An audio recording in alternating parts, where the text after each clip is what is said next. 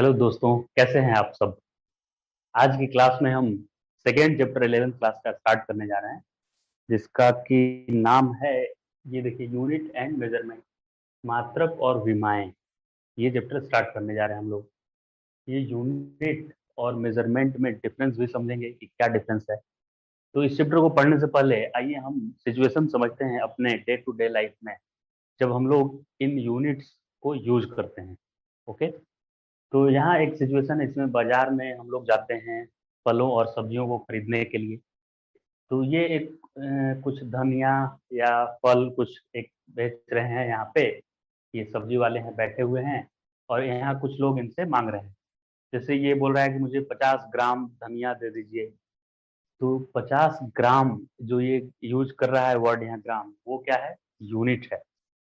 वैसे ही ये मुझे बोल रहे हैं, ये इसको सब्जी वाले को बोल रहे हैं कि मुझे 1 केजी एप्पल दे दीजिए।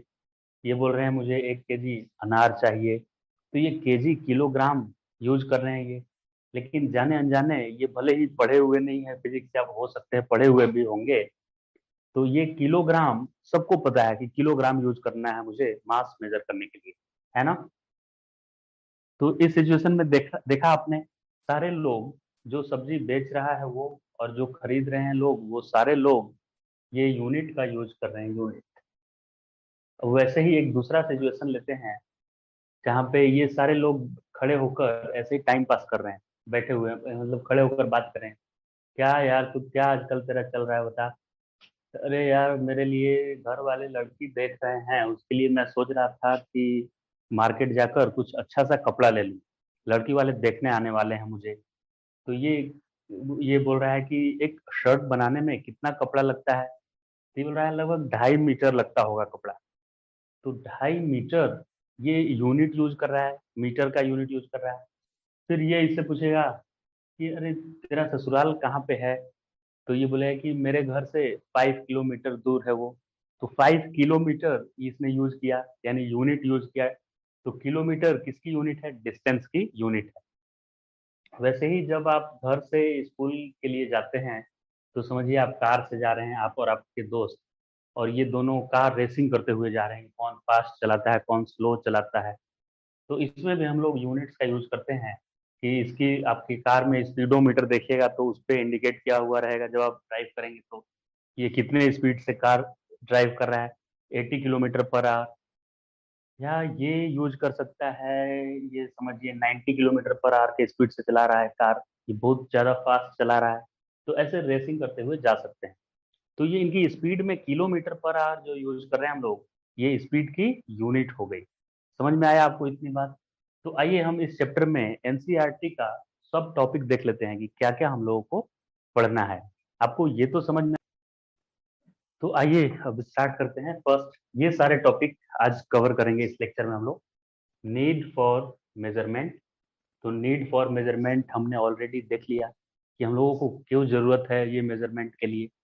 अगर मेजरमेंट नहीं होगा, पक्का मेजरमेंट नहीं होगा, तो आपको कोई आधा केजी आपको सामान देकर और बोलेगा कि ये 2 केजी है।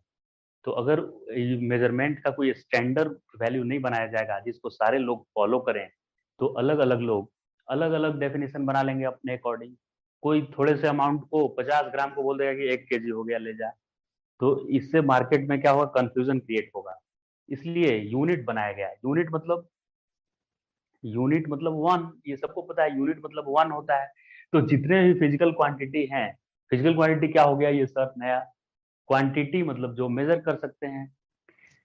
जैसे कि हम लोग बोलते हैं कि ये बहुत बढ़िया क्वालिटी का है, मतलब अच्छा है।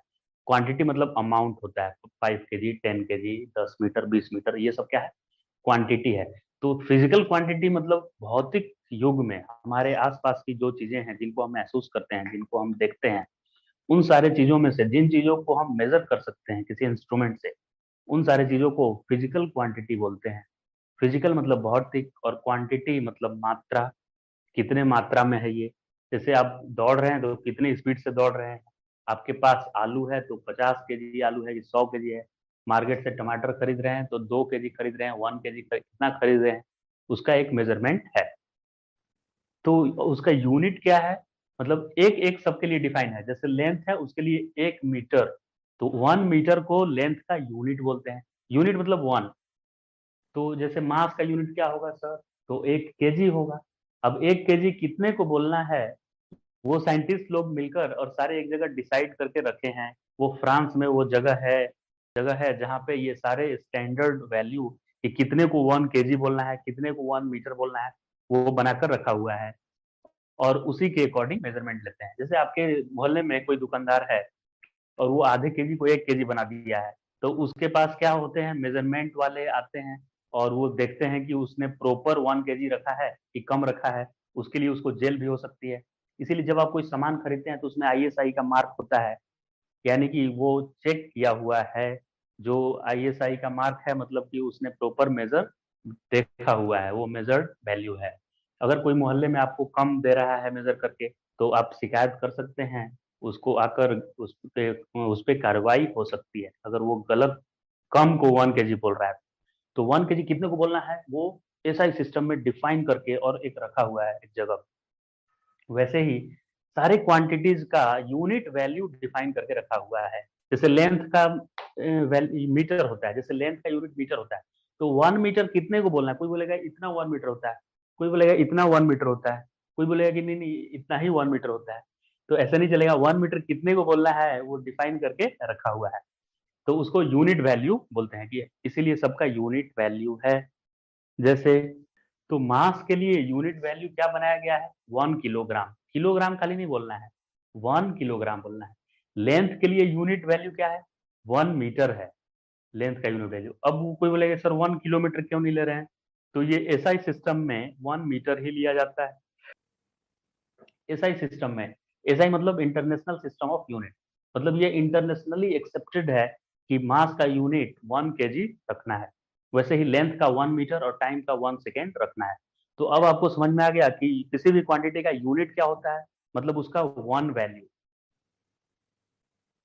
और need for the measurement, measurement की आवश्यकता क्यों है, क्योंकि अगर मेजरमेंट हम लोग नहीं करना सीखेंगे तो कोई रैंडमली किसी भी लेंथ को 1 मीटर बोल देगा, किसी को 10 मीटर बोल देगा। जैसे मैं किसी दो पर्टिकुलर पॉइंट के बीच का डिस्टेंस पूछूं तो सारे लोग वही डिस्टेंस उसको बोले, कोई ज्यादा और कोई कम नहीं बोले। जैसे सन और अर्थ के बीच का डिस्टेंस पूछा जाए तो 1 एस्ट्रोनॉमिकल यूनिट होता है। तो किसी से भी मैं पूछूं सारे स्टूडेंट वही बोलना चाहिए, किसी को ज्यादा किसी को कम नहीं बोलना चाहिए। इसीलिए एक स्टैंडर्ड वैल्यू की जरूरत पड़ी जिसको सारे लोग फॉलो करें। इसीलिए ये आया नीड फॉर द मेजरमेंट, सारे लोग उसको फॉलो करें। और मेजरमेंट की इसलिए भी जरूरत पड़ी कि जैसे आपको बाजार में 10 केजी खरीदना है, तो आपको ये पता चल जाएगा कि जो स्टैंडर्ड वैल्यू होता है यानी कि मास का यूनिट 1 केजी होता है, उससे मुझे 10 टाइम्स ज्यादा सामान खरीदना है 10 केजी का मतलब। और किसी को 20 केजी खरीदना है कोई सामान, तो वो समझ जाएगा कि अच्छा स्टैंडर्ड वैल्यू 1 केजी है तो उसका मुझे 20 टाइम्स ज्यादा खरीदना है। तो इस तरह से मेजरमेंट की जरूरत है। जैसे आपके घर शादी विवाह है और आपको बाजार भेजा गया कि बाजार से खरीद कर लाना है, आपको मान लेते हैं चीनी। तो आप पूछेंगे जो हलवाई आएगा खाना बनाने के लिए उससे कि कितना चीनी लाना है, तो वो हलवाई बोलेगा कि ऐसा कीजिए इतना चीनी ले आइए। तो इतना चीनी लाने बाजार में जाएंगे तो ये तो कम ज्यादा हो जाएगा। तो उससे पूछना पड़ेगा कि कितना केजी लाएं। वो बोलेगा 5 केजी जाइए, 20 केजी लाइए, तो हम प्रॉपर 20 केजी लाएंगे।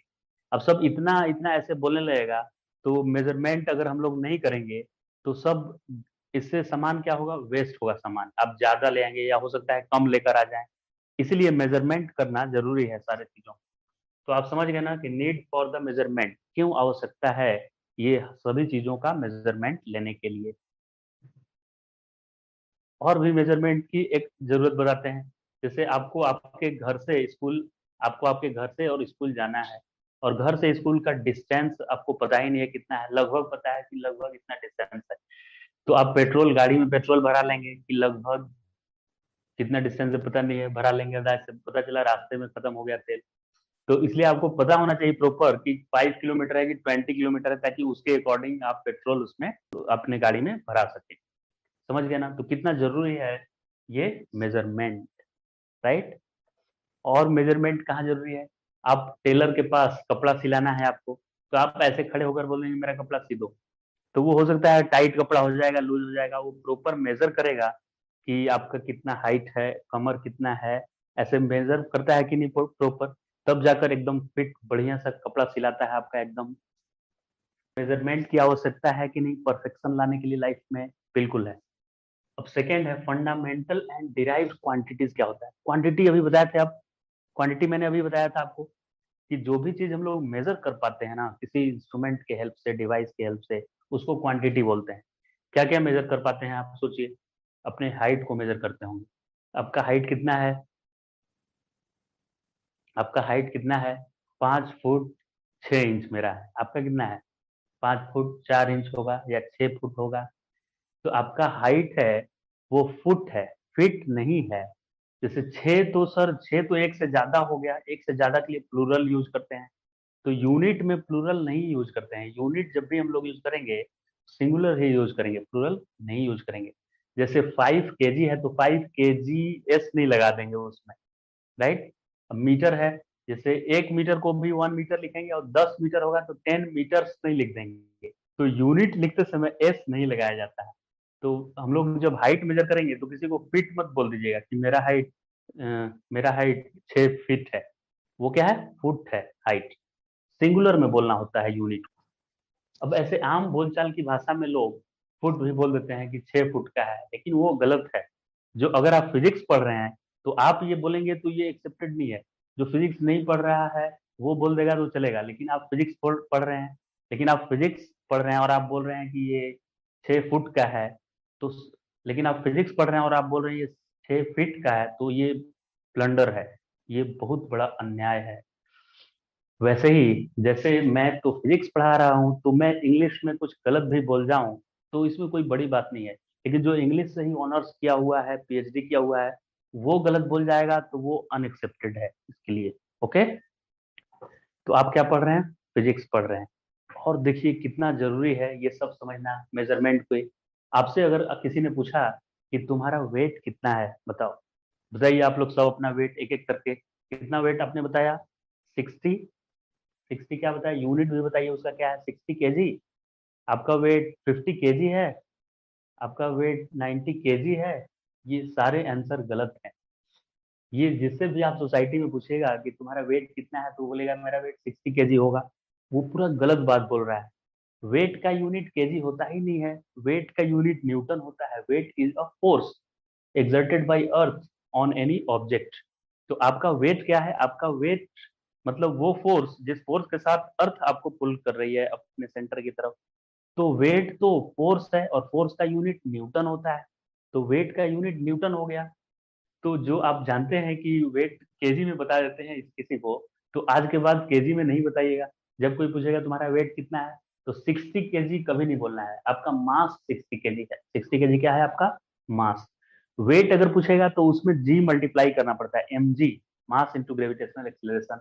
तो वेट 60 इंटू जी का वैल्यू अगर लगभग 10 ले लें तो 600 न्यूटन। आपका वेट 600 न्यूटन है। और जो 60 है वो आपका क्या है? मास है। 60 kg क्या है आपका? मास। याद रहेगा ना ये बात? तो कितना जरूरी है देखिए ये मेजरमेंट।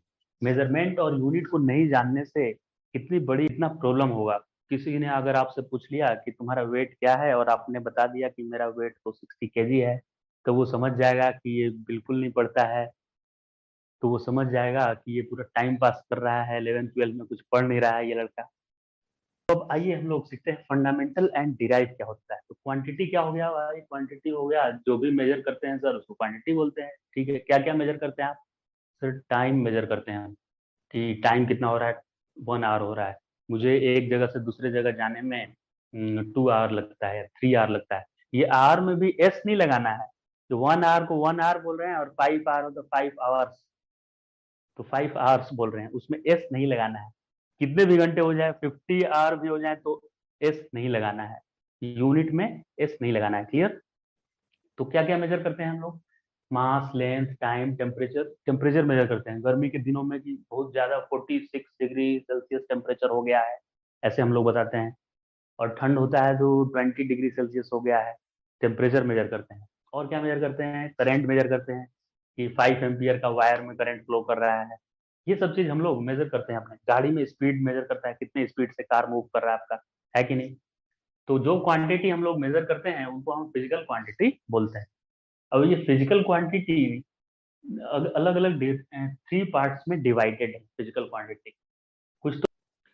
कुछ तो फंडामेंटल है, कुछ डिराइव्ड है, और कुछ सप्लीमेंट्री भी है। तो फंडामेंटल और डिराइव तो मजा आएगा पढ़ने में, लेकिन सप्लीमेंट्री हमको पता है आपको थोड़ा थोड़ा दिक्कत होगा, तो वो भी मैं आपको मजे मजे में एकदम बताने वाला हूँ। फिर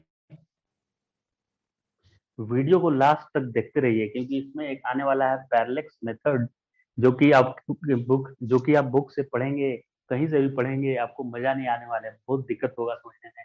और इसको मैं एकदम क्रिस्टल क्लियर कर दूंगा आपका कॉन्सेप्ट पैरेलक्स मेथड में। और पैरेलक्स मेथड पे बेस्ड एनसीईआरटी में क्वेश्चन भी है, इसलिए वीडियो को आगे वेट कीजिए यहाँ तक आने का। अब फिजिकल क्वांटिटी समझ गए, जो भी हमारे सराउंडिंग में मेजर कर रहे हैं उसको फिजिकल क्वांटिटी बोलेंगे। सर आगे बताइए। तो फिजिकल क्वांटिटी 3 पार्ट में डिवाइडेड है, फंडामेंटल, डिराइव्ड और सप्लीमेंट्री। ये क्या क्या है सर, फंडामेंटल और डिराइव्ड क्या क्या है। अब फ्रेंड्स, स्टैंडर्ड क्यों बनाया गया, मास के लिए 1 kg क्यों स्टैंडर्ड बनाया गया, मास के लिए 1 मीटर क्यों नहीं बना दिए, ये बताइए। मीटर बना देते तो मार्केट में जाके दुकानदार को बोलते कि आलू खरीदना होता तो मुझे 1 मीटर आलू दे दीजिए, ऐसा बोलते। अभी सुनने में खराब लग रहा है, लेकिन अगर मास का यूनिट मीटर ही बना देता सब पहले से ही साइंटिस्ट, तो आज भी हम लोग मीटर ही बोलते हैं। लेकिन मास का यूनिट केजी बनाया है, इसलिए हम लोग आज तक केजी बोल रहे हैं। ये क्यों जरूरत पड़ा स्टैंडर्ड का। तो देखिए, समाज में हर एक चीज के लिए स्टैंडर्ड बनाया गया है। कैसे बनाया गया, जैसे लड़कों के लिए स्टैंडर्ड बनाया गया है कि उनको जींस टी शर्ट या शर्ट पैंट ऐसे पहनना है। अब सारे लड़के साड़ी पहनकर रोड पे चलने लगेंगे तो वो ऑड लगेगा, वो एक्सेप्टेड नहीं होगा। वैसे ही छोटे बच्चों के लिए हाफ पैंट और टी शर्ट ये सब बनाया गया है। अब छोटे बच्चे कुर्ता पैजामा और धोती कुर्ता पहनकर यहाँ गमछी रखकर रोड पर चलेंगे तो ये थोड़ा ऑड लगेगा। तो जो समाज में स्टैंडर्ड बनाया गया है उसको फॉलो करेंगे तो अच्छा लगेगा। तो वैसे ही मेजरमेंट के लिए भी कुछ स्टैंडर्ड बनाया गया है। तो ये फंडामेंटल, डिराइव्ड, सप्लीमेंट्री क्या है सर, ये भी बता दीजिए जरा। तो fundamental quantities are those quantities which is independent from each other. मतलब फंडामेंटल क्वांटिटी को एक दूसरे से आप रिलेट नहीं कर सकते हैं, एक दूसरे को मल्टीप्लाई करके आप कोई भी नहीं ला सकते हैं। जैसे फंडामेंटल में अगर बात करें, और डिराइव क्वांटिटी वो होते हैं जो फंडामेंटल का मल्टीप्लिकेशन डिवीजन कुछ ऑपरेशन करके और ये क्वांटिटी को आप प्रूव कर सकते हैं, इसको ला सकते हैं। मतलब डिराइव फंडामेंटल पे डिपेंडेंट है। जैसे आपके पेरेंट, आप समझ लीजिए कि वो फंडामेंटल है, वो आप पढ़ें या चाहे ना पढ़ें, आपके पढ़ने ना पढ़ने से आपके पेरेंट को कोई फर्क पड़ने वाला नहीं है, उनका जो लाइफ है वही रहेगा, आपको फर्क पड़ेगा फ्यूचर में। लेकिन आप नहीं पढ़ेंगे, लेकिन आपका लाइफ पेरेंट पे डिपेंड कर रहा है। अगर पेरेंट अगर आपके पेरेंट प्रॉपर आपको पैसे नहीं भेजेंगे टाइम पे, तो आपका पढ़ाई नहीं हो पाएगा, आप रूम रेंट नहीं दे पाएंगे, अच्छे से मंथली आप खाना नहीं खा पाएंगे, ट्यूशन फीस नहीं दे पाएंगे। तो आप डिपेंडेंट है अपने पेरेंट पे, राइट। लेकिन आपके पेरेंट क्या है, फंडामेंटल है, वो इंडिपेंडेंट है आपसे, राइट। अब देखिए, तो आइए क्वांटिटी पे हम बात करते हैं। तो फंडामेंटल क्वांटिटी क्या है, फंडामेंटल क्वांटिटी वो सब है जो इंडिपेंडेंट है एक दूसरे से। जैसे कौन कौन सा आप याद कीजिए, मास, लेंथ, और बताइए क्या है, मास, लेंथ, टाइम। मतलब आप मास इंटू लेंथ करके टाइम ले आएंगे क्या, कोई फॉर्मूला सुने हैं क्या आज तक। या मास डिवाइड लेंथ करके टाइम नहीं ला पाएंगे, या टाइम को लेंथ से मल्टीप्लाई डिवाइड कुछ भी कर लीजिए, इसका स्क्वायर लगा लीजिए। कभी लेंथ और टाइम कुछ भी करके मास आने वाला नहीं है। तो ये सब एक दूसरे से इंडिपेंडेंट है। ये देखिए टाइम, और क्या क्या है, mass, length, time, temperature, electric current, electric current, और होता है amount of substance, amount of substance. और सबसे लास्ट में मुझे लग रहा है 7th आ गया, लुमिनस इंटेंसिटी।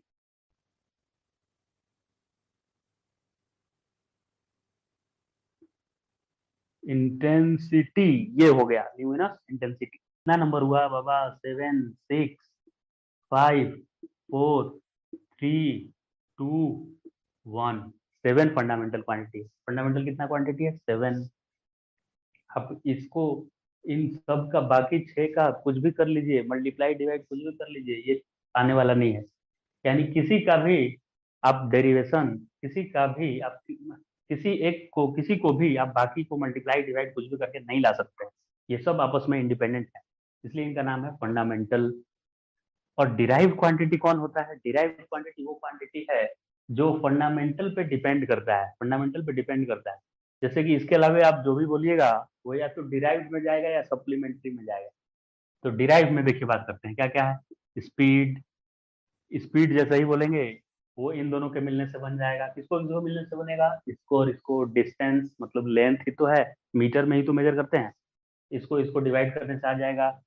और बताइए, और देखिए क्या हो गया? फोर्स, वर्क, ये सारे चीज। फोर्स कैसे आएगा? फोर्स मास एक ये आएगा और एक एक्सेलरेशन आएगा। एक्सेलरेशन कैसे आएगा? चेंज इन वेलोसिटी, स्पीड नहीं वेलोसिटी, बाद में समझेंगे स्पीड वेलोसिटी में डिफरेंस है। तो ये फोर्स कैसे आएगा? फोर्स आएगा मास इंटू एक्सेलरेशन। मास यहाँ से हो गया और एक्सेलरेशन होगा change in velocity by time. तो चेंज इन वेलोसिटी में वेलोसिटी कैसे आएगा? तो वो वही डिस्टेंस से आ जाएगा रिलेटेड। वर्क होता है फोर्स इनटू डिस्प्लेसमेंट। तो फोर्स तो अभी बताया ही, और डिस्प्लेसमेंट मतलब ये लेंथ ही होता है। इन दोनों को मल्टीप्लाई करने से आएगा। यानी कि इन 7 के अलावा जितने भी होते हैं वो सारे इन 7 से ही डिराइव हो जाते हैं। तो उन सारे क्वांटिटी को डिराइव क्वांटिटी बोलते हैं। अब ये सप्लीमेंट्री क्या है? सप्लीमेंट्री ऐसा क्वांटिटी है, सप्लीमेंट्री में क्या क्या आ जाता है? सप्लीमेंट्री में सौ सप्लीमेंट्री में रहता है प्लेन एंगल और रहता है सॉलिड एंगल। सप्लीमेंट्री में क्या आ गया? प्लेन एंगल और सॉलिड एंगल आ गया। इसको सप्लीमेंट्री क्यों रखे सर? फंडामेंटल क्यों नहीं रख दे रहे? तो देखिए फंडामेंटल क्या है? स्पीड। तो स्पीड में आएगा डिस्टेंस अपॉन टाइम आएगा। तो डिस्टेंस का अलग यूनिट है मीटर और टाइम का अलग यूनिट है सेकेंड। तो ये यूनिट डिस्टेंस मीटर पर सेकेंड आ रहा है। लेकिन इधर एंगल का देखिएगा ना, एंगल आप पढ़े होंगे theta equal to arc upon radius होता है। तो आर्क भी मीटर ही होता है और रेडियस भी मीटर ही होता है। तो ये दोनों सेम आ जा रहा है, सेम मतलब लेंथ बाई लेंथ आ जा रहा है। तो ये यूनिट कैंसिल हो जा रहा है, समझिए। तो सप्लीमेंट्री में उसको रखेंगे जिसका यूनिट तो कैंसिल हो गया है, फिर भी उसके लिए एक असाइन किया हुआ है यूनिट। जैसे एंगल को रेडियन में मेजर करते हैं कि 30 डिग्री को पाई बाई 6 रेडियन बोलते हैं। लेकिन अगर एंगल 30 डिग्री लिखना है आपको, एंगल लिखना है थीटा, तो उसका फॉर्मूला होगा आर्क अपॉन रेडियस। तो आर्क भी लेंथ होता है, ऐसे आर्क लेंथ होता है मीटर में, और रेडियस भी मीटर में मेजर करते हैं। तो वो फंडामेंटल से रिलेटेड है ही नहीं, वो कैंसिल हो जा रहा है दोनों। इसीलिए अगर कोई क्वांटिटी यूनिट लेस आने लगे फिर भी उसके लिए कोई यूनिट असाइन किया हुआ है तो उसको सप्लीमेंट्री में रखेंगे। अब बुक में दिया हुआ है सप्लीमेंट्री दो ही दिया है, प्लेन और सॉलिड एंगल, लेकिन इसके अलावा भी सप्लीमेंट्री यूनिट होते हैं। जैसे साउंड जो होता है उसका लाउडनेस के लिए डेसिबल यूज होता है, और डेसिबल भी इंटेंसिटी ऑफ साउंड कैंसिल हो जाता है उसमें, और उसका लाउडनेस के लिए डेसिबल जो आया वो भी सप्लीमेंट्री ही होता है। तो आपको मैंने ये दो के अलावा एक और भी बता दिया, डेसिबल। तो जहां भी आपके लाइफ में कोई ऐसा क्वांटिटी आए जो यूनिट तो उसका कैंसिल हो रहा है फिर भी उसके लिए एक यूनिट असाइन किया हुआ है अलग से, जो कि इन 7 में से नहीं आ रहा है, कोई अलग से कर दिया है, तो उसको सप्लीमेंट्री रखना है। समझ में यहाँ आ गया ना सप्लीमेंट्री? तो अभी के लिए एनसीईआरटी बुक में दो ही सप्लीमेंट्री दिया है, प्लेन एंगल और सॉलिड एंगल। आप किसी भी क्वांटिटी को कैसे लिखेंगे? तो किसी क्वांटिटी को लिखना है, जैसे मुझे अगर लिखना है मास, तो मैं लिखूंगा मास इक्वल टू कुछ न्यूमेरिकल वैल्यू लिखेंगे यहाँ, और उसका यूनिट यहाँ पे लिखना है। यूनिट, यूनिट मतलब किलोग्राम खाली नहीं होता है, मास का यूनिट 1 किलोग्राम, उसको यूनिट बोलते हैं। तो मास लिखना होगा तो यहाँ लिखेंगे 20 × 1 किलोग्राम, और ये 1 मल्टीप्लाई होकर 20 हो जाएगा, तो 20 किलोग्राम लिखेंगे। तो अगर कहीं पे, और यहाँ पे डॉट नहीं लगाना है, डॉट लगा देंगे गलत हो जाएगा। यहाँ पंक्चुएशन मार्क नहीं यूज होता है यूनिट में, तो खाली 20 किलोग्राम ऐसे लिखना है। अब ये 20 किलोग्राम में ये जो है इसको न्यूमेरिकल वैल्यू बोलते हैं n, और ये किलोग्राम है इसको यू बोला जाता है, यूनिट मतलब मास का ये यूनिट है। किलोग्राम लिखा है, लेकिन आपको समझना है कि वो 1 किलोग्राम है। तो किसी भी क्वांटिटी को मैं कैसे लिख रहा हूँ, numerical value into n, n u के फॉर्म में लिख रहा हूँ। और ये एन क्या है, न्यूमेरिकल वैल्यू, और यू क्या है, उस क्वांटिटी का यूनिट। तो ये फॉर्मेट हो गया किसी भी क्वांटिटी को लिखने का, क्या फॉर्मेट है, एन यू। एन मतलब न्यूमेरिकल वैल्यू और यू मतलब उसका यूनिट, मतलब 1 वैल्यू उसका। तो आइए फ्रेंड्स, कुछ सिस्टम ऑफ यूनिट्स की बात कर लेते हैं। जैसे अलग अलग समय पे अलग अलग देश के लोगों ने एक अपना सिस्टम बना लिया। अगर वो सिस्टम नहीं बनाएंगे तो प्रॉब्लम क्या होगा कि कोई मास का यूनिट लेंथ में मेजर कर ले, कोई मास का यूनिट किलोमीटर में मेजर करने लगेगा, टाइम का यूनिट किलोग्राम में मेजर करने लगेगा। जैसे कोई बोलेगा कितना टाइम हो रहा है, तो बोल रहा है 10 kg टाइम हो रहा है। तो ऐसे कंफ्यूजन क्रिएट हो जाएगा मार्केट में। तो इसलिए सब सिस्टम बनाए सभी लोगों ने कि हमें मास को केजी में मेजर करना है, लेंथ को मीटर में ही मेजर करना है। तो ऐसे ही एक फ्रांस में एक सिस्टम बना था जिसका सीजीएस नाम हुआ। सीजीएस इसलिए नाम उन लोगों ने सिस्टम का दिया क्योंकि वे लोग लेंथ के लिए सेंटीमीटर स्टैंडर्ड बनाए थे, मतलब 1 सेंटीमीटर को स्टैंडर्ड वैल्यू रखते थे लेंथ के लिए। अब किसी को अगर 10 सेंटीमीटर चाहिए तो उस स्टैंडर्ड वैल्यू का 10 टाइम्स लेंथ को मेजर करते थे। वैसे ही मास के लिए ग्राम लिखा हुआ था, तो किसी को अगर 1 kg चाहिए होता था तो 1000 ग्राम उसको दे देते थे, 1000 टाइम्स 1 ग्राम का। और टाइम के लिए सेकेंड उन लोग मानते थे। तो इस सिस्टम को हम सीजीएस सिस्टम बोलते हैं। वैसे ही ब्रिटिश लोग अलग सिस्टम फॉलो करते थे। उन लोग लेंथ के लिए फुट यूज करते थे, फुट फीट नहीं, फुट यूज करते थे। और पी मास के लिए पाउंड यूज करते थे, मास मेजर करने के लिए।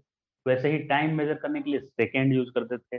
वो मतलब 1 वैल्यू उसका सेकेंड में बनाए थे, 1 वैल्यू स्टैंडर्ड वैल्यू सेकेंड में बनाए थे। तो उस सिस्टम को ब्रिटिश सिस्टम बोलते हैं, जो कि ये सब सिस्टम अभी नहीं चलता है।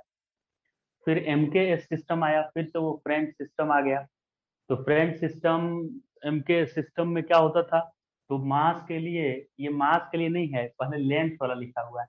देखिए सब में पहले लेंथ वाला है, फुट से सेंटीमीटर, ये लेंथ के लिए है, मीटर है ये। तो लेंथ के लिए मीटर यूज करते थे, मास के लिए किलोग्राम, और टाइम के लिए सेकेंड यूज करते थे ये फ्रेंच वाले। तो ये एमकेएस सिस्टम हो गया। उसके बाद आया SI system, international system of unit. इसको पूरे वर्ल्ड के लोग फॉलो करते हैं, आज भी हम लोग एसआई सिस्टम को फॉलो करते हैं। तो ये एसआई सिस्टम, आप बोलेंगे सर ये तो एसआई सिस्टम ये एमकेएस से कॉपी मारा है। ये एमकेएस में भी मास के लिए केजी यूज हुआ है, और एसआई में भी मास के लिए किलोग्राम ही यूज होता है, लेंथ के लिए मीटर ही यूज होता है, टाइम के लिए सेकेंड ही यूज होता है। तो इसको कॉपी मार दिया। तो इसका आंसर ये है स्टूडेंट कि एसआई सिस्टम इसी सिस्टम का मॉडिफाइड वर्जन है। तो ये एसआई सिस्टम जो है वो एमकेएस का ही लेटेस्ट वर्जन है। यानी कि ये इसी को मॉडिफाई करके आया है। तो मॉडिफाई कहाँ किया है, वो तो सेम टू सेम है, इसमें जो यूनिट है उसमें यही यूनिट आ रहा है। तो जैसे आप मॉडिफिकेशन देखते हैं कि पहले रोबोट मूवी आया था, रोबोट आया था मूवी रजनीकांत का, उसके बाद रोबोट 2.0 आया। वैसे ही गोलमाल मूवी का सीरीज आता है बहुत सारा। वैसे ही मोबाइल में भी आप देखे होंगे कि आप जो आपके पास जो भी मोबाइल होगा, उस मोबाइल का नया वर्जन आते रहता है मार्केट में। तो वैसे ही एमकेएस का भी ये लेटेस्ट वर्जन है, और एसआई सिस्टम। अब इसमें क्या अपडेट किया गया है सर, जो लेटेस्ट नया वाला आता है उसमें पहले वाला से कुछ नया फीचर होते हैं। इसमें नया फीचर क्या है, तो ये एमकेएस में 3 ही फंडामेंटल थे। उस समय तक जितने साइंस में डेवलपमेंट हुए थे स्टूडेंट्स, या जो भी डिस्कवरीज हुई थी साइंस में, वो 3 ही फंडामेंटल रखने से आ जाता था। और बाद में 1971 की बात है, सारे वैज्ञानिक लोग मिलकर और एक समिति बनाए वो सब 1971 में, और उन्होंने एक एसआई सिस्टम बनाया जो कि इसी से प्रेरित था। और इस सिस्टम में उन्होंने 7 फंडामेंटल यूनिट रखा।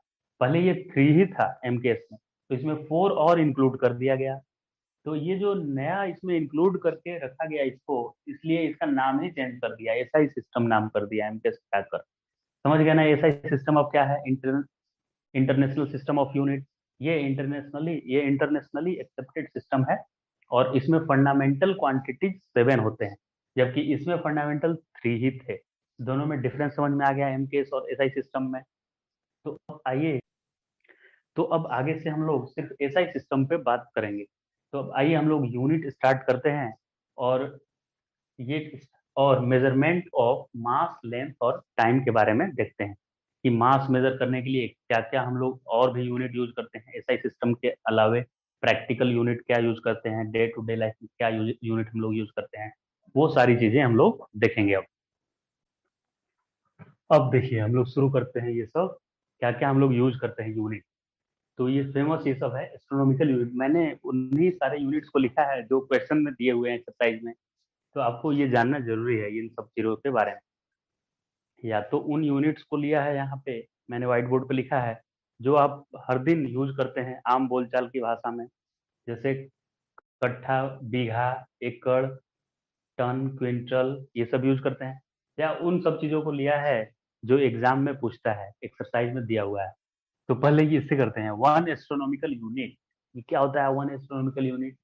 तो अर्थ और सन के बीच जो डिस्टेंस है ना, उसको वन एस्ट्रोनॉमिकल यूनिट बोलते हैं। तो अर्थ और सन के बीच इतना डिस्टेंस है 1.5 इंटू 10⁻11 मीटर। इतना ज्यादा डिस्टेंस है, सोचिए, बहुत ज्यादा डिस्टेंस है ये। वैसे ये वन पार्सेक क्या है बाबा? वन पार्सेक, ये देखिए, वन पार्सेक होता है वन एस्ट्रोनॉमिकल यूनिट, जितना एंगल 1 सेकेंड एंगल बनाने के लिए। ये देखिए, वन पार्सेक बहुत डिफिकल्ट है चीज। क्या चीज होता है देखिए वन पार्सेक? जैसे ये सन है और ये अर्थ। तो अर्थ और सन के बीच का ये डिस्टेंस कितना है बताइए? वन एस्ट्रोनॉमिकल यूनिट है कि नहीं? वन एस्ट्रोनॉमिकल यूनिट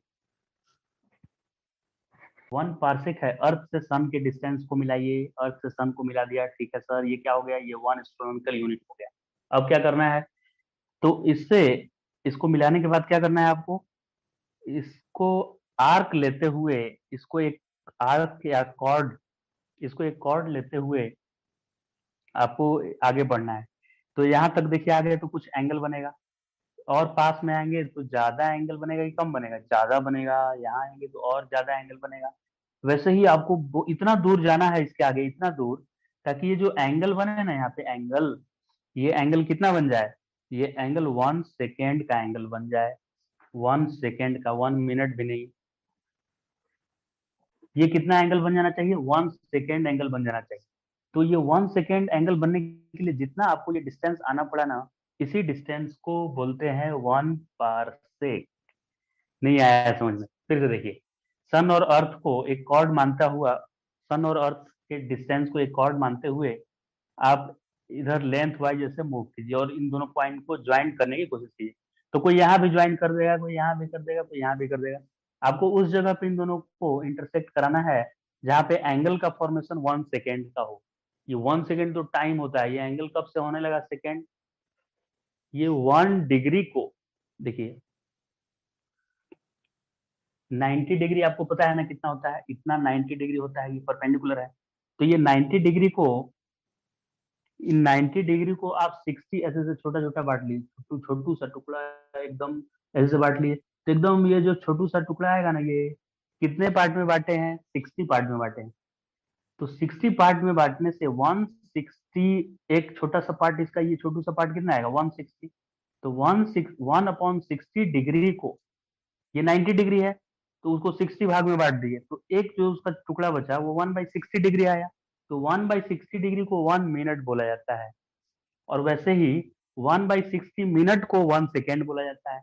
यानी कि 1/3600 डिग्री जो एंगल आएगा ना, यानी कि 1 डिग्री को 3600 छोटे छोटे छोटे बांट दीजिए, वो जो पार्ट आएगा स्मॉलर पार्ट, उस पार्ट को बोलते हैं हम लोग 1 सेकेंड। समझ गए 1 सेकेंड कितना छोटा एंगल है? 1 डिग्री एंगल का 1/3600, वन 1 डिग्री का 1/3600 कर देंगे तो जितना आएगा वही 1 सेकेंड है। तो इतना छोटा एंगल बनाने के लिए तो बहुत दूर जाना पड़ेगा सर। यहाँ तो पास में ज्यादा एंगल बन रहा था, तो ऐसे जाने के लिए बहुत दूर जाना पड़ेगा, बिल्कुल जाना पड़ेगा। तो इसलिए जितने दूर जाना पड़ेगा उसको वन पार्सेक बोलते हैं। समझ में आ गया वन पार्सेक? नहीं आया? आ गया समझ में? अब देखिए, ये वन पार्सेक कितना डिस्टेंस होता है, इसको मीटर में भी कन्वर्ट कर सकते हैं। यहाँ मैंने लाइट ईयर में लिख दिया है, 3.26 लाइट ईयर। 1 लाइट ईयर के क्या होता है? लाइट ईयर तो सुनने में लग रहा है कि समय का यूनिट है, साल जैसा कुछ होता होगा, 3-4 साल। लेकिन ये ईयर नहीं है, ये डिस्टेंस है, लाइट ईयर। कौन सा डिस्टेंस है ये? तो लाइट ईयर होता है distance travel by light in 1 year. 1 year में लाइट कितना डिस्टेंस ट्रेवल करेगा? देखिए कितना डिस्टेंस ट्रेवल करेगा, ये लिख लिया ना आपने, समझ लिया। देखिए 1 ईयर में लाइट कितना डिस्टेंस ट्रेवल करेगा 1 ईयर में, देखिए डिस्टेंस इक्वल टू होता है स्पीड इंटू टाइम। लाइट का स्पीड होता है कितना होता है? 3 × 10⁸ और टाइम 1 ईयर रखना है, तो 1 ईयर में 365 डेज लेते हैं। ऐसे 365 डेज और 6 आवर्स होता है, 365 डेज और 6 आवर होता है, लेकिन 365 लेते हैं हम, इंटू 24 कर दिए तो ये डेज, जो ये डे था वो आवर में कन्वर्ट हो गया। फिर 60 इंटू कर दिए तो आवर मिनट में बन गया, फिर 60 कर दिए तो सेकेंड में बन गया। तो ये सब मल्टीप्लाई करेंगे तो ये जितना डिस्टेंस आएगा उसी को हम लोग क्या बोलते हैं? इतने डिस्टेंस को क्या बोलते हैं? 1 लाइट ईयर। 1 लाइट ईयर बोलेंगे। ये जो भी आएगा इसका कैलकुलेशन यहाँ लिख दीजिए, इतनी डिस्टेंस को। तो ये जब आप मल्टीप्लाई करेंगे तो 9.5 इंटू 10⁻15 आ जाएगा मीटर में। तो इतने मीटर को 1 लाइट ईयर बोला जाता है। समझ गया क्या 1 लाइट ईयर कितना है? Distance travel by light in 1 year. अब 1 पार्सेक जो है ना वो 1 लाइट ईयर का 3 टाइम्स लगभग 3.26 टाइम्स होता है, यानी 1 लाइट ईयर से भी ज्यादा होता है। तो आप बताइए मुझे, एस्ट्रोनॉमिकल यूनिट और पार्सेक और लाइट ईयर में सबसे बड़ा कौन है? सबसे ज्यादा लार्ज लेंथ कौन सा है? तो सबसे ज्यादा लार्ज है पार्सेक। सेकेंड में कौन आएगा? एस्ट्रोनॉमिकल यूनिट आएगा कि लाइट ईयर आएगा? लाइट ईयर आएगा। यहाँ 10⁻15 देखिए है, और एस्ट्रोनॉमिकल यूनिट में 10⁻11 ही है। तो सबसे इन तीनों में एस्ट्रोनॉमिकल यूनिट सबसे कम हुआ, सेकेंड में लाइट ईयर हुआ, और थर्ड में सबसे ज्यादा लार्जेस्ट 1 पार्सेक है जो 3.26 लाइट ईयर के बराबर है। क्लियर हो गया ये सब कॉन्सेप्ट? अब आइए मजा करते हैं हम लोग। अब ये सब चीज तो आपके आपके घर में आपका जमीन होगा कुछ, आपका घर होगा वो कितने स्क्वायर फुट में होगा पता होगा आपको, कि मेरा घर 600 स्क्वायर फुट में है, ऐसे आप बात करते हैं। आपके आपका जमीन होगा, जहाँ घर आपका गांव में जमीन होगा, कितना कट्ठा कितना एकड़ ऐसे जमीन होगा। लेकिन ये बहुत मुश्किल होता है समझना। ये पहले के जो लोग हमारे दादाजी लोग होते थे वो बहुत आसानी से ये सारे चीज बता लेते थे, लेकिन आज के जनरेशन के लोग, तो आज के क्या है, खुद हम लोग भी ये कंफ्यूज होते हैं, पता नहीं रहता है हम लोग को। तो हम तो ये सीखे बाद में, पढ़ने लगे 11th 12 में, तब मुझे समझ में आया। नहीं तो पहले तो मुझे ये भी नहीं समझ में आता था कि ये कट्ठा बीघा क्या होता है। लेकिन गांव के लोग ये सब जानते हैं, बहुत अच्छे तरह से जानते हैं। तो आपको भी सीखना जरूरी है ये सब, आइए सिखाते हैं आपको हम। ये एक कट्ठा कितने को बोलते हैं? 126.5 मीटर स्क्वायर को बोलते हैं। ये 126.5 मीटर स्क्वायर कितना? तो अभी जिस रूम में मैं क्लास ले रहा हूँ उस रूम का इधर से इधर जो लंबाई है, इधर से इधर मैंने अभी देखा, तो वो आया, इधर से इधर देखिए इतना 1 मीटर लगभग होता है, इतना।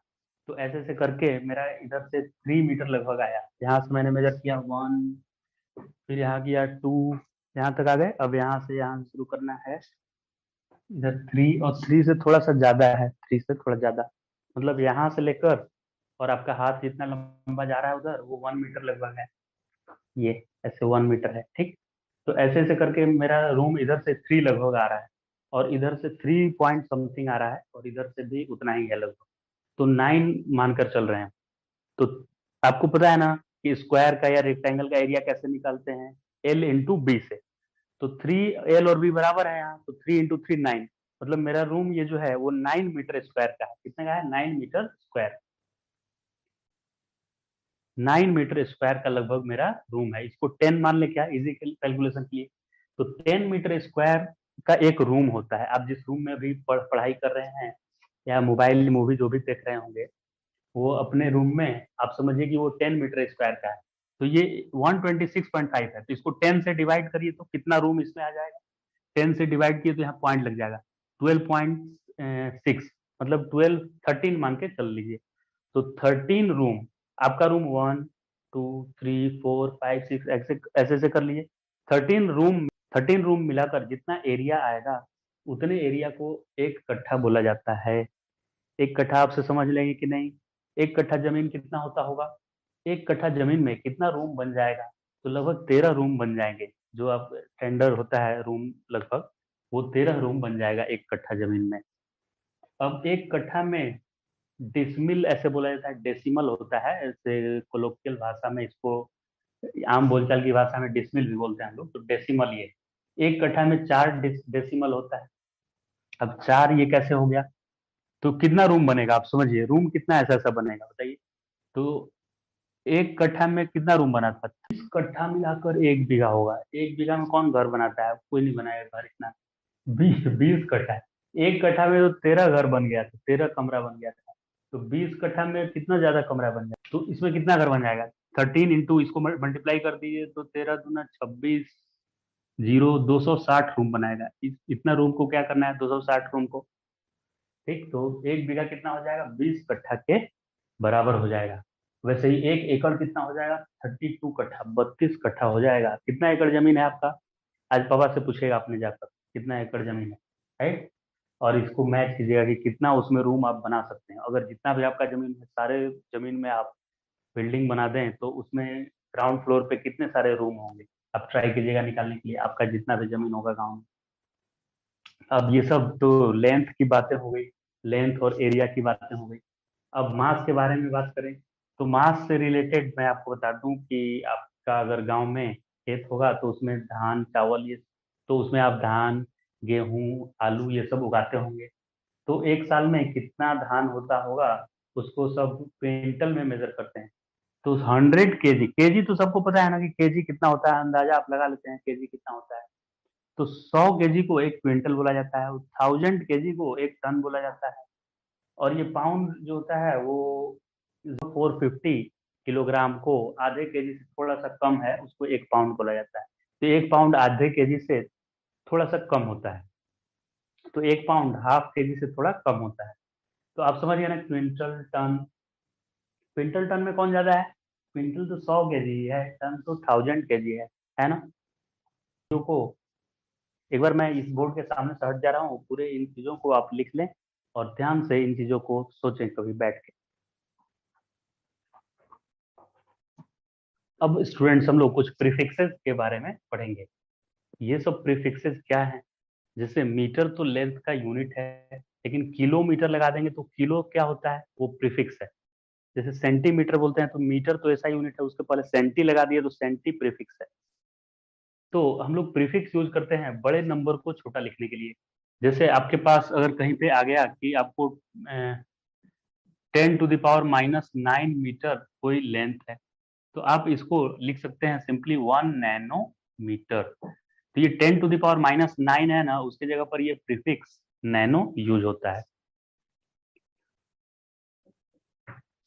और भी हम लोग बात करें किलोमीटर, जैसे 1 किलोमीटर है, तो ये किलो है किसके जगह पर यूज होता है? 1000 की जगह पर यूज होता है।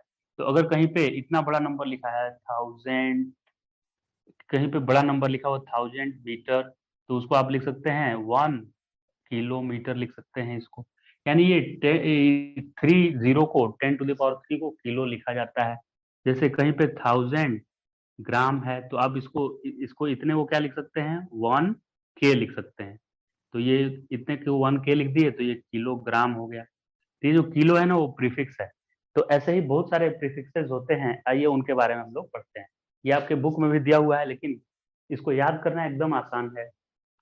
आप कैसे, मुझे तो ये सारे याद है, मुझे पहले से, मैं इसको 11th क्लास में ही याद कर लिया था। मैं इसको अपने याद हो गया तो आप किसी यूनिट को किसी में कन्वर्ट कर देंगे आप आसानी से। किसी भी सिस्टम ऑफ यूनिट को दूसरे सिस्टम में यूनिट में कन्वर्ट करना, या किलोमीटर को मीटर में, litre, metre cube, centimetre cube, millimetre cube, ये सारे कन्वर्जन आप इजिली कर पाएंगे। देखिए यहाँ से याद करना है, इसी ऑर्डर में याद होना चाहिए। उल्टा ऑर्डर होगा तो फिर भूलने लगेंगे। तो कैसे ऑर्डर में याद होना चाहिए? तो ये ऑर्डर भी मेंटेन रखना है आपको, इसी ऑर्डर में याद होना चाहिए आपको। कैसे? Exa peta tera giga mega kilo hecto deca deci centi milli micro nano pico femto atto, ऐसे याद रखना है इसको। तो एक्सा, अगर इस ऑर्डर में जैसे मैंने याद किया उस वैसे आप एक गाना के जैसा याद कर लेंगे इसको, तो ये नंबर आसान होगा आपके लिए। एक्सा क्या होता है 10⁻18। अब इसमें क्या करना है आपको कि 3 कम करते जाना है। तो 10⁻18 से 3 कम करिए तो 15, 3 कम कीजिए तो 12, 12 से 3 कम 9, 9 से 3 कम, 9 से 3 कम 6, 6 से 3 कम 3, 3 में से, हाँ अब यहाँ देखिए क्या करना है, 3 से लेकर मतलब 1 से 3 तक एक एक का डिफरेंस होगा, और 3 के बाद से 3 का डिफरेंस होगा। समझ गए ना बात? तो जैसे यहाँ से यहाँ तक तो 3 का डिफरेंस हुआ, अब 3 से 1 जब तक चलेगा तो एक एक का डिफरेंस होगा। तो 3 के बाद 2, 2 के बाद 1, 1 के बाद -1, -1 के बाद -2, -2 के बाद -3। अब -3 आ गया, अब 3 3 का डिफरेंस होगा। तो -3 के बाद -6, -6 के बाद -9, -9 के बाद -12, -12 के बाद -15, -15 के बाद -18। हो गया कि नहीं? तो यहाँ से चलेंगे तो 3 3 का डिफरेंस आएगा, 18, 15, 12, 9, 6, 3। 3 जैसे ही आया, 3 जैसे ही आया 1 1 का आने लगेगा। 3 के बाद 1 डिफरेंस आई, 2 1, फिर -1, -2, -3, फिर 3 आ गया ना, 3 का डिफरेंस लाइए, -6, -9, -12, -15, -18, ऐसे ऐसे याद रखना है। तो इसमें से आप ऐसे ऑर्डर में आप भी याद कर लीजिए आराम से। अब मुझे तो याद है, तो अब डायरेक्ट मैं इसे मिटा दे रहा हूँ। आप चाहें तो इसको लिख सकते हैं, और मैं आपको समझाऊंगा कि कैसे, तो मैं आपको समझाऊंगा कि कैसे इसको कन्वर्ट करते हैं यूनिट्स को प्रीफिक्स का यूज करके। तो देखिए मैं स्टार्ट कर रहा हूँ यहाँ पे। अगर कहीं पे दिया हुआ है कि 1 सेंटीमीटर को आप मीटर में लिखिए, अगर कहीं दिया है 1 सेंटीमीटर और उसको आपको मीटर में लिखना है कि ये कितना मीटर होगा, 1 सेंटीमीटर में कितना मीटर होगा, तो आपको कुछ भी नहीं करना है, सेंटी को याद करना है। सेंटी बाबा कितना था तेरा वैल्यू, 10⁻⁻2 था, मुझे याद है, आप भी याद कर लीजिएगा। तो ये सी को आप सिर्फ क्या लिख देना है आपको, ये मीटर है ना, तो यहाँ देखिए आंसर में मीटर है, तो खाली आपको सी को हटाना है। तो सी मतलब सेंटी मतलब -2 होता है, तो यहाँ -2 लिख दीजिए, आंसर हो गया आपका। फिर अगर 1 मिलीमीटर रहेगा और पूछेगा कितना मीटर होगा, तो मिली तो आंसर में है ही, मुझे सिर्फ इस मीटर तो आंसर में है ही, मुझे सिर्फ मिली को हटाना है। ये मिली कितना था, 10⁻³ था, तो इसको मैं क्या लिख दूंगा, 10⁻³ इस मिली की जगह पर 10⁻³ मैंने लिख दिया, मीटर हो गया। फिर 1 किलोमीटर था और मुझे पूछा कि मीटर में लिखो, तो कैसे लिखूं, मीटर यहाँ है, यहाँ पे मीटर लाना है मुझे, किलो को हटाना है। किलो कितना था प्रीफिक्स में, 10⁻³ को किलो बोलते थे, तो मैं यहाँ पे 10⁻³ लिख दिया इस किलो के बदले में। तो ये आंसर हो गया 1 किलोमीटर इक्वल टू 10⁻³ मीटर। मजा आया? अब सर ये स्क्वायर रहेगा तो क्या करेंगे, देखिए कहीं पे रहेगा 1 सेंटीमीटर स्क्वायर और पूछेगा मीटर स्क्वायर क्या होगा, तो इसमें क्या करना है आपको, ये सेंटी मतलब एक ही मत समझिए, ये सेंटीमीटर स्क्वायर लिखने का मतलब होता है कि ये दोनों का स्क्वायर है, सेंटी का भी स्क्वायर है, मीटर का भी स्क्वायर। जैसे देखिए अगर मैं 1 सेंटीमीटर का आपको 1 सेंटीमीटर का एक स्क्वायर दे दिया, तो इसका एरिया क्या लिखेंगे, 1 centimetre into 1 centimetre, 1 centimetre 1 centimetre, तो ये 1 इंटू 1 1, और सेंटी सेंटी सेंटी स्क्वायर आ रहा है, मीटर मीटर मीटर स्क्वायर, लेकिन ऐसे नहीं लिखा जाता है, इसको सेंटीमीटर स्क्वायर लिख दिया जाता है। लेकिन आपको समझना है कि ये सेंटीमीटर का होल स्क्वायर है, दोनों का स्क्वायर है। तो कहीं पे सेंटीमीटर स्क्वायर लिखा है तो ये मत समझिए कि सेंटी अकेला है और मीटर का स्क्वायर है, दोनों का स्क्वायर होता है। तो यहाँ पे सेंटी कितना है, 2 है, 1 सेंटी रहता है तो 10⁻⁻2 लिखते हैं, तो यहाँ 2 सेंटी है तो 10⁻⁻4 लिखेंगे। समझ गया ना? तो यहाँ पे हो जाएगा 10⁻⁻4 मीटर स्क्वायर आ जाएगा ये। वैसे ही अगर 1 सेंटीमीटर क्यूब होता, तो अगर ये 1 सेंटीमीटर क्यूब होता तो क्या लिखते बताइए, यहाँ सेंटी एक ही नहीं है, दो ही नहीं है, 3 सेंटी है। 1 सेंटी को लिखते हैं 10⁻⁻2, तो ऐसे से 3 बार सेंटी लिखना पड़ेगा, -2 2 2 2 6, 10⁻⁻6 मीटर क्यूब होगा ये। समझ गए कैसे कन्वर्ट करना है प्रीफिक्सेस का यूज करके? तो हेलो स्टूडेंट्स, अब लास्ट पार्ट में आ गए हैं हम इस वीडियो के, पैरेलक्स मेथड। ये ये पूरा कंप्लीट यूनिट डायमेंशन नहीं हुआ है, ये लेक्चर 1 है, इसका लेक्चर 2 भी इस पे हम बनाएंगे, जिसमें आपको एरर्स के बारे में पढ़ाएंगे, सिग्निफिकेंट फिगर और एरर, ये सब क्या होता है, ये सब चीज पढ़ेंगे हम। ये पैरेलक्स मेथड करते हैं हम लोग, आइए देखिए लास्ट पार्ट है ये इसका। और ये बहुत सारे बच्चों का डाउट रहता है, आपका भी होगा ही, मुझे लग रहा है डाउट। आप सोच कर देखिए आपको पैरेलैक्स आता है क्या। अगर पैरेलैक्स मेथड आपको आता है तो एनसीईआरटी का क्वेश्चन, एनसीईआरटी का एग्जाम्पल, एनसीईआरटी बुक का पेज नंबर 12, पहले आपको कंफर्म करना है कि आपको पैरेलैक्स आता है कि नहीं आता है, ये चेक करना है। तो आप पेज नंबर 19, एनसीईआरटी का पेज नंबर 19 का एग्जाम्पल 2.2 है, ये आप खुद से ट्राई कीजिए सॉल्व करने के लिए। अगर ये सॉल्व हो जाएगा तो समझिए आपको पता है पैरेलैक्स मेथड। नहीं सॉल्व होता है तो वीडियो देखिए ध्यान से, ठीक। तो पहले हम समझेंगे कि ये पैरेलैक्स क्या होता है, फिर हम देखेंगे कि पैरेलैक्स मेथड का यूज करके और कैसे हम लोग डिस्टेंस ऑफ स्टार, सन हम अर्थ से कितने डिस्टेंस पे है, मून कितने डिस्टेंस पे है, ये सब इसी मेथड का यूज करके पता किया गया है। पहले हम बात करेंगे पैरेलैक्स क्या होता है। तो मेरे हाथ में ये दो पेन है, आप भी दो पेन को ऐसे अपने हाथ में रख लीजिए। तो ये ब्लू वाले पेन को एकदम रेड के मैं सामने रखा हूँ, देखिए एकदम सामने मैं ऐसे रखा हूँ। अब भी यहाँ से देख लीजिए ऐसे। ये रेड वाले को मैं ब्लू वाले के एकदम, हम ऐसे तिरछा घूम जाते हैं ताकि आपको दिखे। मैं रेड वाले के एकदम सामने ब्लू वाले को देखा रखा हूँ मैं। अब ये ब्लू वाले पे, अब इसके ब्लू वाले पेन के टिप पे देखना है। एक बार दाहिने आंख से देखना है, एक बार बाएं आंख से देखना है, अलग अलग। तो मैं राइट आई से पहले देख रहा हूँ, फिर लेफ्ट से देख रहा हूँ, फिर राइट से देख रहा हूँ। मैंने इसको सामने रखा है ऐसे। तो जब आप राइट वाले आंख से देखेंगे तो ये अलग जगह दिखेगा, राइट वाले को क्लोज कर देंगे, लेफ्ट वाले से देखेंगे तो ये अलग जगह दिखेगा। ये रेफरेंस के लिए लिए हैं, रेड वाले का कुछ काम नहीं है, रेड वाले को रेफरेंस के लिए लिखे हैं कि पहले मैंने तो इसको रेड वाले के सामने रखा है, तो मैं राइट वाले आई से देख रहा हूँ तो अलग जगह दिख रहा है, और लेफ्ट वाले से देख रहा हूँ तो ये इधर चला जा रहा है मेरे केस। मतलब मुझे लग रहा है, देखिए मैं जैसा एक्सपीरियंस कर रहा हूँ बता रहा हूँ, आप भी खुद से देखिएगा। देखना किसको है, ब्लू वाले को। इसको मैं रेफरेंस के लिए रखा हूँ कि इसके सामने दिखता है कि इससे इधर दिखता है कि इधर दिखता है। तो पहले मैं एकदम सामने रख दिया दोनों आंख खुला कर। फिर जब मैं ये वाला लेफ्ट आई क्लोज किया हूँ ना, दाहिना आई क्लोज करेंगे तो ये पेन इधर चला जा रहा है, मतलब लग रहा है कि इधर चला गया। अब बायां ये लेफ्ट क्लोज कर रहे हैं तो इधर आ जा रहा है, राइट क्लोज कर रहे हैं तो उधर, मतलब जो आंख क्लोज कर रहे हैं ना ये उसी तरफ शिफ्ट कर जा रहा है। जबकि ये है उसी जगह, ब्लू वाला मार्कर उसी जगह रखा हुआ है। लेकिन आप अगर राइट आई से देखिएगा तो थोड़ा इधर दिखेगा, ये रेड के रेस्पेक्ट में। अभी रेड के पूरा सामने रखिए, तो राइट वाला आंख क्लोज कीजिए तो ये थोड़ा सा इधर चला जाएगा, आपको लगेगा। फिर लेफ्ट वाला कीजिएगा तो इधर आ जाएगा, मतलब सामने नहीं दिखेगा। तो ये जो शिफ्ट कर रहा है राइट से लेफ्ट आई से देखने में, जिस जो इसका पोजीशन शिफ्ट कर रहा है, यहाँ से यहाँ दिखने लग रहा है, ये एक्चुअली में यहाँ से आने जा रहा है। एपरेंट मतलब अपीयर हो रहा है, मुझे ऐसा लग रहा है।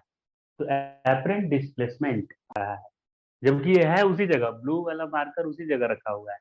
लेकिन आप अगर राइट आई से देखिएगा तो थोड़ा इधर दिखेगा, ये रेड के रेस्पेक्ट में। अभी रेड के पूरा सामने रखिए, तो राइट वाला आंख क्लोज कीजिए तो ये थोड़ा सा इधर चला जाएगा, आपको लगेगा। फिर लेफ्ट वाला कीजिएगा तो इधर आ जाएगा, मतलब सामने नहीं दिखेगा। तो ये जो शिफ्ट कर रहा है राइट से लेफ्ट आई से देखने में, जिस जो इसका पोजीशन शिफ्ट कर रहा है, यहाँ से यहाँ दिखने लग रहा है, ये एक्चुअली में यहाँ से आने जा रहा है। एपरेंट मतलब अपीयर हो रहा है, मुझे ऐसा लग रहा है। तो एपरेंट डिस्प्लेसमेंट मतलब कि लेफ्ट से देख रहे हैं हम, मतलब राइट से देख रहे हैं तो मुझे जहां भी दिखा, लेफ्ट से देखे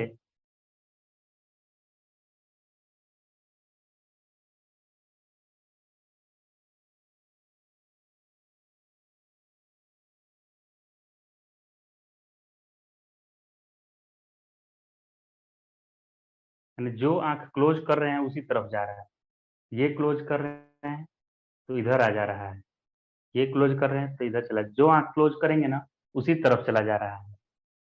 मतलब ये आंख क्लोज कर रहे हैं तो ये इधर चला जा रहा है, ये आंख क्लोज कर रहे हैं तो ये इधर दिख रहा है मुझे।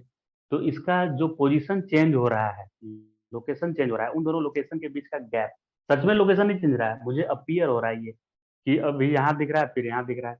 तो जो ये डिस्प्लेसमेंट हो रहा है ना, एपरेंट डिस्प्लेसमेंट, उसी डिस्प्लेसमेंट को, एपरेंट डिस्प्लेसमेंट को ही पैरेलैक्स बोलते हैं। समझ गए। तो apparent shift in position when we see any object from two different location is known as parallax। समझ में आ गया क्या पैरेलैक्स क्या है? तो किसी ऑब्जेक्ट को आप दो अलग अलग जगह से, यहाँ दो अलग जगह मतलब एक मेरा ये आंख या इन दोनों के बीच कुछ डिस्टेंस हो गया कि नहीं इन दोनों के बीच, तो वैसे ही आप एक जगह से देखेंगे तो कहीं और कोई ऑब्जेक्ट दिखाई देगा, दूसरे जगह से देखेंगे उधर जाके तो उसका शिफ्ट हो जाएगा पोजीशन। तो एपरेंट शिफ्ट जो हो रहा है पोजीशन में, एपरेंट जो डिस्प्लेसमेंट हो रहा है उसके पोजीशन में, उस डिस्प्लेसमेंट को ही पैरेलैक्स बोलते हैं। समझ में आ गया पैरेलैक्स क्या है? अब पैरेलैक्स मेथड का यूज करके कैसे हम लोग डिस्टेंस फाइंड करते हैं, तो जैसे आपको डिस्टेंस फाइंड करना है, तो ये जो मैं इसको इसको टिप को देख रहा था, तो इसको मैं ऑब्जेक्ट ओ नाम दे देता हूँ, ओ। और इसको मैंने अपने राइट और लेफ्ट आई से देखा, तो मेरे दोनों आंखों के बीच की जो डिस्टेंस है उसको मैं यहाँ पे आंख देखिए बना दे रहा हूँ। मेरा ये आंख यहाँ है, ये दूसरा आंख कहाँ है? अरे बाबा, दूसरा आंख यहाँ है। ये देखिए, ये दोनों आंखों से मैं देख रहा हूँ राइट लेफ्ट। तो ये जो डिस्टेंस है ना मेरे आंखों के बीच, जिस जगह से मैं देख रहा हूँ, इस डिस्टेंस को मैं लिख देता हूँ स्मॉल डी। और यहाँ से यहाँ का जो डिस्टेंस है इसको मैं लिख रहा हूँ कैपिटल डी। और ये एंगल जो यहाँ पे फॉर्म हो रहा है उसको थीटा में लिख दिया। तो इसी एंगल को क्या बोलते हैं? पैरेलैक्स एंगल बोलते हैं। मतलब जो डिफरेंट लोकेशन से आप देख रहे हैं किसी ऑब्जेक्ट को, उसके डिस्टेंस से ये कितना एंगल बन रहा है, इसको पैरेलैक्स एंगल बोलते हैं। अब ये वाला पॉइंट क्या है? ये पेन है, और ये आपका एक आंख है लेफ्ट आई और ये राइट आई। तो आपकी आंखों के बीच की दूरी है ये, और ये इस पेन का आपके आंखों से दूरी है, ये कैपिटल डी मैंने लिखा है।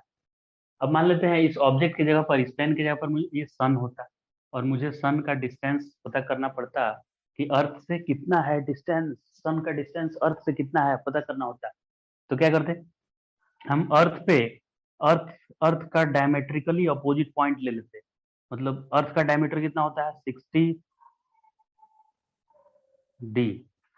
तो हम अर्थ के दो डायमेट्रिकली अपोजिट पॉइंट से, अर्थ का रेडियस होता है 6400 किलोमीटर, तो उसका डबल डिस्टेंस अर्थ का डायमेट्रिकली अपोजिट पॉइंट पे हम दो डिस्टेंस से एक साथ यहाँ पे देखते हैं कि कितना एंगल बना रहा है। कैसे एंगल मेजर करते हैं?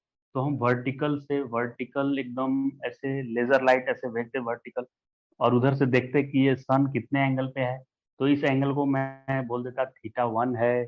फिर वैसे ही यहाँ से भी कोई आदमी देखता है, वो दूसरे कंट्री वाला आदमी होता है, वो भी ऐसे लेजर लाइट एकदम वर्टिकल ऐसे करता है, वर्टिकल बना के, और उससे बोलता कि अरे मेरे से तो सन इतने एंगल पे है बाबा, थीटा 2 एंगल पे है। तेरे से कितने है? मेरे से थीटा 1 पे है। ओके, तो ये थीटा 1 ये थीटा 2 हो गया, दोनों लोकेशन से पता चल गया एंगल। अब ये थीटा 1 और ये थीटा 2 हो गया एंगल।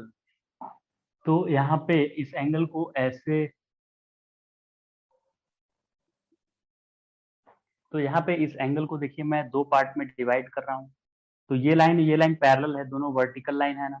तो ये थीटा 1 है, तो इधर से क्या होगा? थीटा 1 पैरेलल लाइन ये है, तो ये एंगल थीटा 1, तो ये भी थीटा 1 होगा। वैसे ही ये लाइन और ये लाइन पैरेलल है, तो ये थीटा 2 एंगल है, तो ये भी एंगल क्या होगा? थीटा 2 होगा। तो ये टोटल एंगल जो बना रहा है, क्या इसी को पैरेलैक्स एंगल मैंने बोला था? भूलना नहीं है। तो थीटा को ही मैंने पैरेलैक्स एंगल बोला था, तो थीटा एंगल क्या हो गया? Theta 1 plus theta 2। अब ये थीटा 1 थीटा 2 क्या है, इन दोनों को तो पता चल ही जाएगा। इसको तो पता चल ही जाएगा कि मैं वर्टिकल से कितना ऐसे बेंड किया था तो सन मुझे दिखाई दिया था। ये भी बोलेगा कि वर्टिकल से मैं इतना बेंड किया, कितना एंगल बेंड किया कि सन दिखाई देगा। थीटा 1 थीटा 2 तो मेजर कर ही लेंगे ये दोनों। अब थीटा 1 थीटा 2 मिल गया तो थीटा भी मिल गया। अब थीटा क्या है? पैरेलैक्स, क्योंकि एक यहाँ से देखा है एक यहाँ से देखा है, तो एक इस आंख से देखा है इस आंख से देखा है, समझिए। तो ये एंगल बनाया है थीटा, पैरेलैक्स एंगल। अब इसमें हम क्या कर सकते हैं? फॉर्मूला होता है theta equal to arc upon radius, arc upon radius होता है ना थीटा इक्वल टू। अब ये डिस्टेंस इतना ज्यादा है स्टूडेंट, ये कैपिटल डी इतना ज्यादा होता है अर्थ के रेडियस के रेस्पेक्ट में। अर्थ का रेडियस कितना है? 6400 किलोमीटर है, उसका डबल डायमीटर होगा। लेकिन इससे इसका डिस्टेंस 1 एस्ट्रोनॉमिकल यूनिट है, यानी 1.5 इंटू 10⁻11 मीटर, कितना ज्यादा डिस्टेंस है। तो ये इतना ज्यादा डिस्टेंस होता है, ये वाला डिस्टेंस, कि आप इसको, ये जो डी है ना, इसको आर्क मान सकते हैं। ये है एक कॉर्ड है, लेकिन आप इसको एक आर्क मान सकते हैं। तो थीटा इक्वल टू आर्क या कॉर्ड मानने में बहुत ज्यादा फर्क नहीं पड़ेगा, क्योंकि ये डी का वैल्यू ज्यादा है। तो थीटा इक्वल टू क्या हो जाएगा? आर्क की जगह पर मैं ये डी लिख दूंगा, और रेडियस के जगह पर ये सर्कल का आर्क बन रहा है ना, तो रेडियस की जगह पर मैं ये वाला डी लिख दूंगा, कैपिटल डी। मुझे कैपिटल डी ही तो फाइंड करना था, कैपिटल डी क्या आ जाएगा, स्मॉल डी अपॉन थीटा। समझ गए ना कैसे फाइंड करेंगे, तो इस फॉर्मूला का यूज करके और हम लोग ये अर्थ के एक लोकेशन से सन का डिस्टेंस फाइंड कर लेते हैं। तो I hope you understand what is parallax and what is parallax method. समझ में आया कि नहीं, नहीं समझ में आया कमेंट बॉक्स में मुझे सेंड कीजिएगा क्या समझ में नहीं आया। और अगर आपने ये सीख लिया तो एनसीईआरटी का पेज नंबर 19 जाकर और एग्जाम्पल 2.2 ट्राई कीजिए। सोल्व नहीं होता है तो मुझे चैट बॉक्स में सेंड कीजिए। Okay, so that's all in this lecture students. In next lecture we will start error, और हम आपको एरर के कॉन्सेप्ट बताएंगे कि परसेंटेज एरर क्या होता है, रिलेटिव एरर क्या होता है, राउंडिंग ऑफ कैसे करते हैं, ये आपको ऐसा बताएंगे मेथड राउंडिंग ऑफ का कि आप समझेंगे कि ये तो फर्स्ट टाइम पढ़ रहे हैं बाबा, पहले से ऐसे जानते ही नहीं थे हम। तो आप इंतजार कीजिए हमारे उस वीडियो का जिसमें मैं rounding off errors, significant figure, ये सारे चीज को मैं पढ़ाऊंगा आपको। तो इस वीडियो को यहीं पे खत्म करते हैं students. So thank you so much for watching this video. Please do like this video and share with your friend. Thank you.